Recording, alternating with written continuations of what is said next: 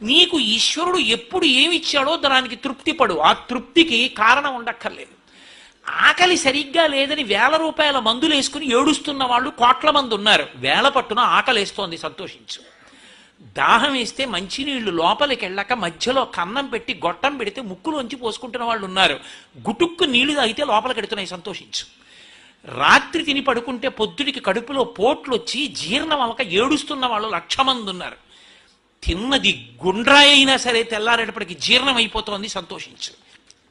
పడుకుంటే నిద్ర పట్టక చారెడు మాత్రలు వేసుకు పడుకుంటున్న వాళ్ళు ఉన్నారు. తలగడా మీద చెయ్యెట్టుకుని ఇలా పడుకుంటే నిద్ర పడుతోంది. పుస్తకం ఉంటే తప్ప మాట్లాడలేని వాళ్ళు ఉన్నారు. వేదిక ఎక్కి కూర్చుని మాట్లాడడం మొదలు పెడితే గంగా ప్రవాహంలో వస్తోంది, సంతోషించు ఈశ్వరుడి కారుణ్యానికి. కొంతమంది కూర్చోలేని వాళ్ళు ఉన్నారు, కూర్చుంటున్నావు. నడవలేని వాళ్ళు ఉన్నారు, నడుస్తున్నావు. చూడలేని వాళ్ళు ఉన్నారు, చూస్తున్నావు. వినలేని వాళ్ళు ఉన్నారు, వింటున్నావు. ఈశ్వరుడు నీకు ఇచ్చిన దానికి ప్రతి క్షణం తృప్తితో ఓలలాడిపోవాలి. ఎన్ని మాటలు కృతజ్ఞత చెప్తావు. అది మానేసి ఎప్పుడు ఏదో పోయిందాన్ని తలుచుకుని ఏడవడం కాదు, వచ్చేదాన్ని ఊహించుకుని అలా జరిగితే బాగుండని కనుబొమలు ఎగరేయడం కాదు. ఇప్పుడు ఇక్కడ నీకు ఈశ్వరుడు వర్తమానంలో ఏమిచ్చాడో దానితో తృప్తిగా ఉండడం అలవాటైతే వాణ్ణి మించిన భాగ్యవంతుడు లేడు. అదే ధర్మం.